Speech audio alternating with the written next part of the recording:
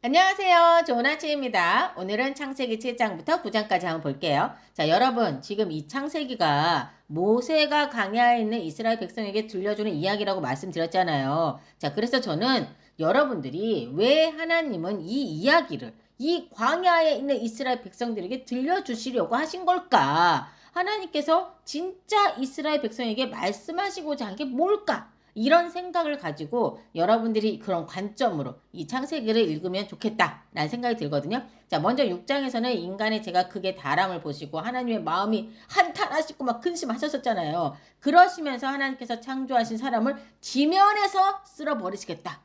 이렇게 얘기하시면서 가축과 기는 것 그리고 공중의 새까지 싹 다 없애겠다. 쓸어버리시겠다. 이렇게 하셨잖아요. 자, 그리고 노아에게 방주를 만들라고 하셨죠. 자, 그 기간이 얼마였죠? 120년.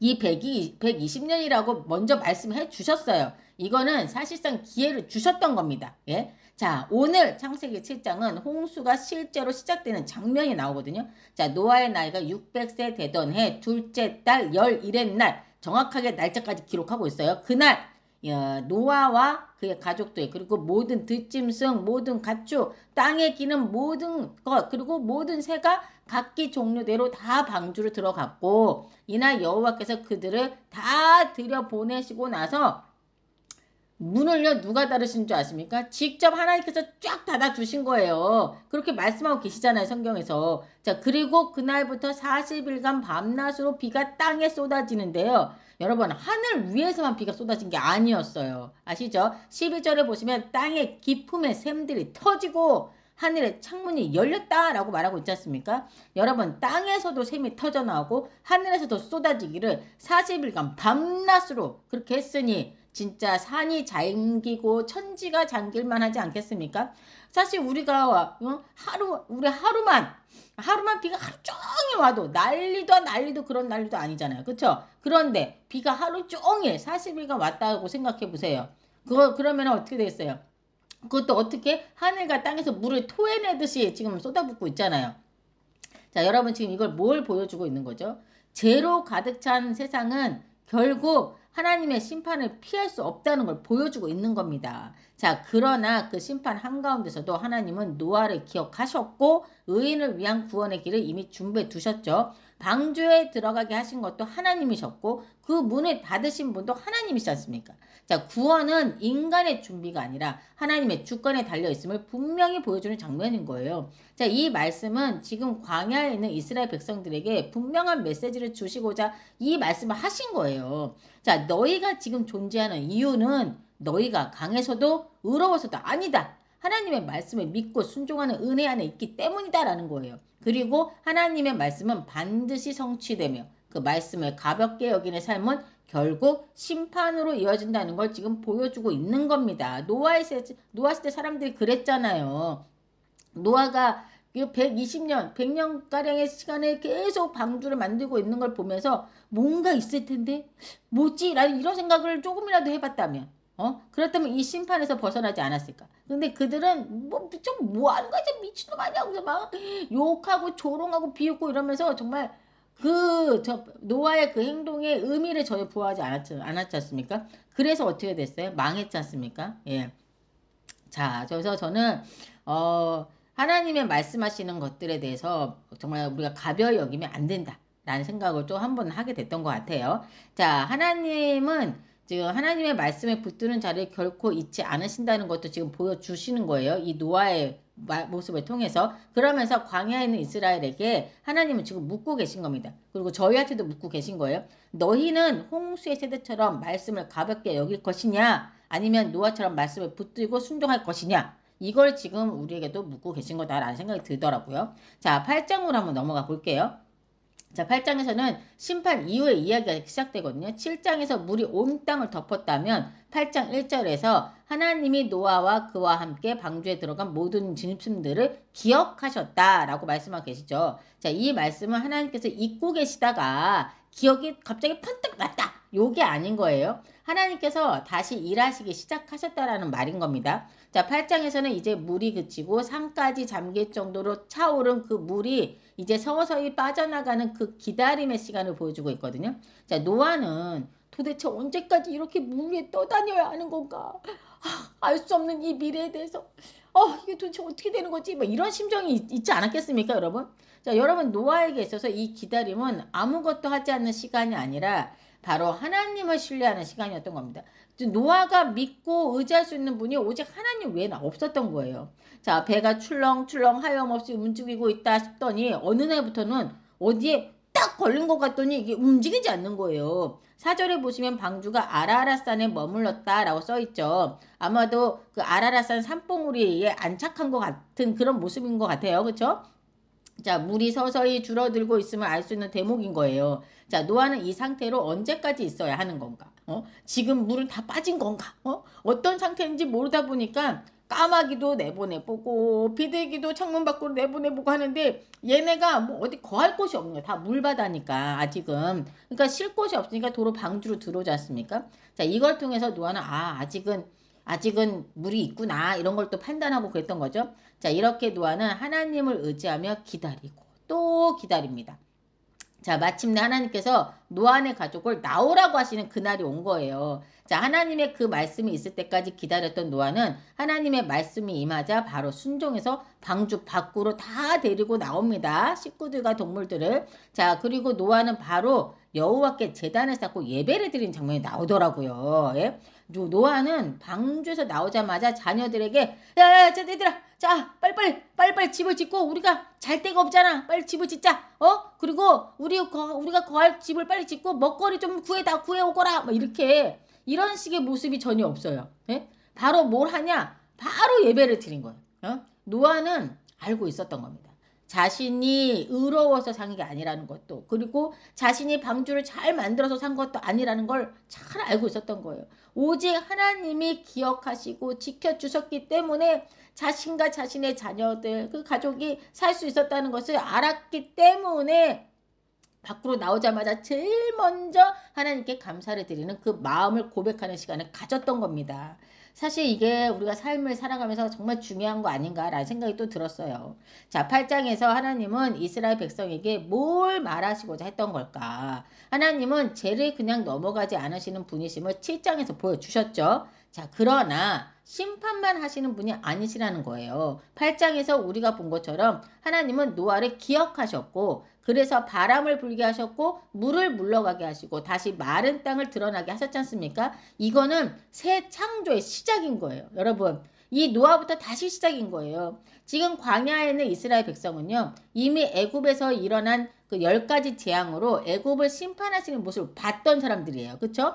그리고 홍해에서는 이스라엘 민족의 구원, 이스라엘 민족이 홍해를 건넜잖아요. 그 구원과 애굽의 멸망을 동시에 경험했습니다. 그쵸? 자, 그런 그들에게 창세기 8장은 이렇게 들렸을 겁니다. 광야는 버려진 자의 자리가 아니라 하나님이 회복을 준비하시는 자리인 거다라고요. 아무것도 없어요. 광야에 뭐가 있습니까? 아무것도 없어요. 그 광야에 진짜 덩그러니 버려진 것 같은 거예요. 지금 노아네랑 똑같은 상황인 거예요. 그렇지만 하나님께서 이제 이들을 위한 회복을 준비하시는 자리라는 거를 이 이스라엘 백성들에게 지금 이 말씀을 하나님은 해주시고 계신 거다라는 거죠. 우리에게도 마찬가지입니다, 여러분. 우리에게 모든 게 없어진 것 같고 모든 게 메말라 보이십니까? 여러분, 하나님께서 회복해 주신다는 걸 기억해 주십시오. 자, 이제 9장으로 가볼게요. 9장은 홍수 이후 하나님께서 세상을 어떻게 다시 붙드실 것인지를 보여주는 장인 거예요. 자, 이 장에서 하나님은 노아와 언약을 세우시면서 이전과는 달라진 그 삶의 질서를 허락하시는데 그 중 하나가 바로 육식의 허용입니다, 여러분. 자, 이건 지금 풀이 없으니까 그냥 있는 동물 잡아먹어. 이게 아니라 세상이 더 이상 에덴의 상태가 아니기 때문인 거예요. 제 본성이 여전히 남아있는 현실 속에서 하나님은 인간이 살아갈 수 있는 새로운 생존 질서를 허락하신 겁니다. 자, 그러나 단 조건이 있어요. 그건 바로 핏째 먹지 말라는 거. 여러분, 이 핏째 먹지 말라는 이 말은 모세도 있기 전, 이스라엘의 조상 아브라함이 있기도 전인 노아 때, 지금 하나님은 이 말씀을 하신 거잖아요. 그리고 성경을 읽어보시면 이 말씀이 계속 주어지는 거 여러분 보시게 될 겁니다. 작년에 우리가 봤어요. 구약에서. 이 말씀이 굉장히 중요한 말씀인 거예요. 자, 왜냐? 피는 생명을 뜻하고 하나님께 속해 있기 때문인 건데요. 너희가 육류를 먹을 수는 있다. 동물을 잡아먹을 수는 있지만 그 생명을 함부로 여기지는 말라는 겁니다. 그러니까 막 지금도 막 사냥을 하잖아. 취미로 사냥을 하고 뭐 장난으로 막 개구리들 막 돌 던져서 막 죽이고 뭐 이런 것도 막 뉴스에 뭐 났었던 거 기억하시죠? 장난으로 내 취미로 사냥을 하고 함부로 죽이지 말라는 그런 의미도 담겨져 있지 않을까? 지금의 우리가 받아들일 때니까 생명을 소중하게 여겨라 이건 거죠.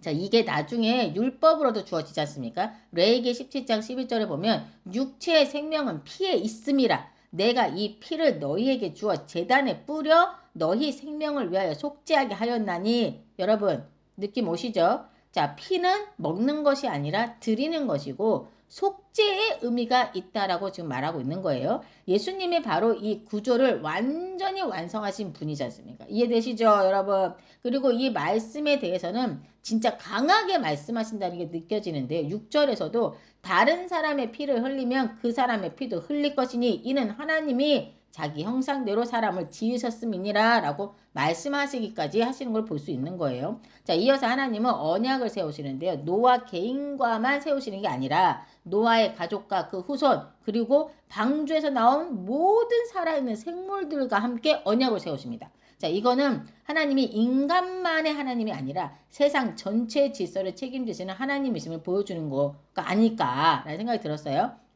자, 그리고 하나님은 분명히 약속하시는데요. 다시는 물로 땅을 멸하지 않으시겠다라고 말씀하시는데 이 말은 하나님이 이제는 다시 심판을 하지 않겠다 요런 뜻이 아니라 세상을 유지하시는 방식이 이제는 심판보다 언약에 기초하게 되었다라는 선언이신 거예요. 그러니까 하나님은 인간의 선함이 아니라 자신의 약속으로 세상을 붙드시겠다는 거예요. 자, 그렇지 않으면 여러분 이 세상은 유지될 수가 없습니다. 제가 이거를 보면서 맞네 라는 생각이 들었거든요. 자, 여러분이 보시는 무지개 그게 바로 그 언약의 증표거든요. 세상 성경에서는 구름으로 땅을 덮을 때 무지개가 구름 속에 나타나면 이라고 말하고 있거든요. 자, 먼저 무지개가 생성되는 원리는요. 햇빛과 공기 중에 물방울이 만나면 생기는 거라고 하더라고요. 자, 근데 여기서 하나님께서 말씀하실 때 그 표현을 구름으로 땅을 덮을 때라고 하셨잖아요. 자, 이렇게 말씀하신 이유가 있더라고요. 예?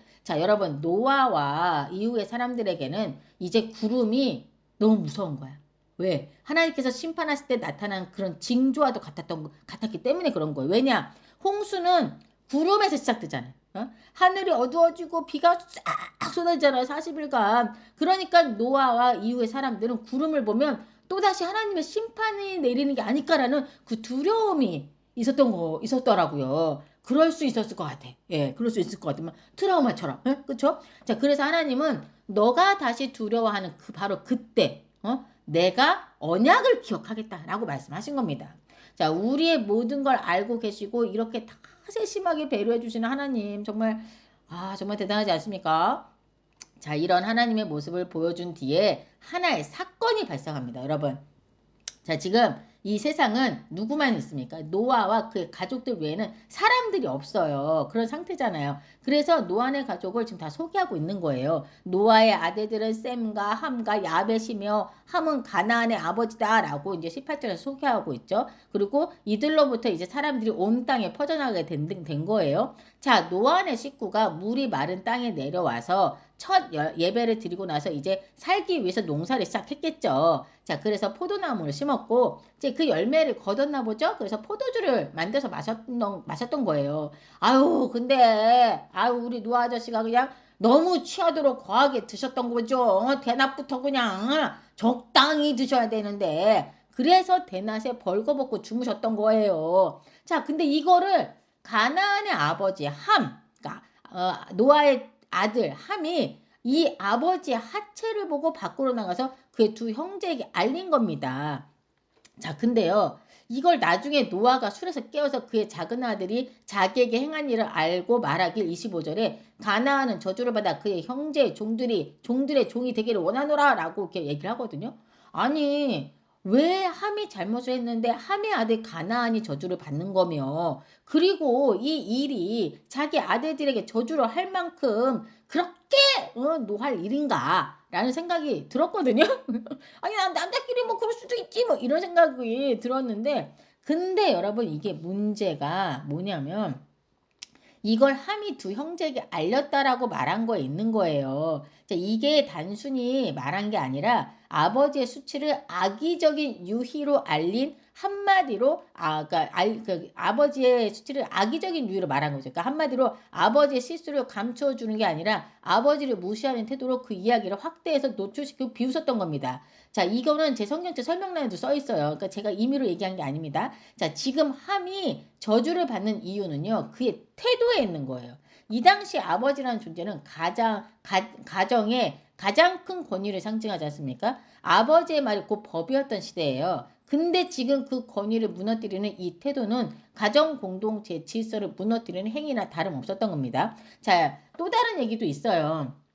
나중에 이제 레이기나 이런 거 이렇게 보면은 아버지 하체를 범하지 말라 뭐 이런 막 얘기가 나오거든요. 그러니까 아버지 하체는 곧 어머니의 하체를 얘기하는 그런 얘기가 있어요. 이게 뭐 이거 다른 사람들도 들을 수 있으니까 뭐 깊이는 못 들어가 있지만 그런 얘기도 있어서 또 다른 설에서는 어 가나안이 아니 함이 어머니 하체를 범했다. 뭐 요렇게 얘기하는 경우도 있는데 근데 어쨌든 성경책에는 아까 제가 말씀드린 대로 아버지의 수치를 되게 악의적으로 막 유희로 하고 막 놀리고 조롱거리로 했던 그거에 좀 포커스를 맞추는 경향이 좀 더 많다라고 보시면 될 것 같아요. 자, 그러니까 이 이야기에서 말하고 싶은 게 있는 거예요. 그건 뭐냐면 의인이라 칭함받은 노아조차 실수하고 넘어질 수 있죠. 그쵸? 사람이 다 그렇지 않습니까? 자, 그러나 하나님의 초점은 노아의 실수나 실패가 아니라 그 실수와 실패, 그 수치를 어떻게 대했는가에 있는 겁니다, 여러분. 근데 그거를 함은 어떻게 했어요? 작은 아들은 드러내고 조롱했잖아요. 근데 샘과 야벳은 어떻게 뒷걸음질 쳐가지고 들어가서 아버지 하체를 덮었잖아요. 예? 이 태도의 차이가 이후 역사의 방향을 가르게 된 겁니다. 그래서 우리는 여기서 나의 태도 하나하나가 나의 자녀들에까지 영향을 줄 수 있겠구나 라는 사실을 함께 보면 될 것 같아요. 그런 생각을 저도 하게 됐거든요. 자, 이후 이스라엘 백성들이 가나안 땅을 차지하러 가지 않습니까? 그때 하나님은 아무 이유 없이 그 가난한 사람들을 심판하신 게 아니라는 거예요. 그들의 죄가 오래도록 쌓이고 넘칠 때까지 기다리신 후 더 이상 방치할 수 없을 때 심판의 도구로 이스라엘을 사용하신 거라는 거죠. 가나안은 이스라엘의 분노 때문에 멸망한 것이 아닙니다. 이스라엘 사람들이 자신의 땅을 차지하기 위해서 가나안 사람들, 엄한 사람들을 죽이고 멸망시킨 게 아니에요. 자신들의 죄의 결과, 가나안 사람들의 자신들의 죄의 결과로 하나님의 심판 아래에 놓이게 된 거고 이 모든 것은 하나님의 허락 안에서 이루어지는 것을 좀 보시면 될 것 같아요. 자, 이 이야기를 이스라엘에게 왜 하고 계신 걸까요, 여러분? 이미 하나님께서 모세를 부르실 때부터 이스라엘 백성을 적과 꿀이 흐르는 땅으로 인도하시겠다 약속하셨거든요. 그리고 지금 이들이 시내산 근처에서 이 모세에게 전해주신 이 말씀들을 지금 다 듣고 있는 거잖아요. 이 창세기를 통해서 너희는 노예가 아니다. 너희는 창조와 언양에서 시작된 민족이다. 라는 걸 말씀해 주시면서 이스라엘 백성들의 정체성을 세워주고 계신 거였고 또 오늘 이 장면들을 통해서 의인이라 불린 노아도 넘어질 수 있다는 사실을 보여주고 계신 거예요. 자, 그러나 그 실수를 대하는 태도가 너희의 길을 정해줄 거다. 함처럼 그 실수를 이용해서 조롱하고 비웃고 할 것이냐? 아니면 셈과 야벳처럼 그 실수를 덮을 것이냐? 함의 그 태도가 그 자손들에까지 흘러서 지금 그들이 어떤지 아냐? 우상숭배와 성적 타락과 폭력에 난무하는 자들이 되었다. 그래서 내가 너희에게 그 땅을 주는 거다. 그럼 너희는 완벽하냐?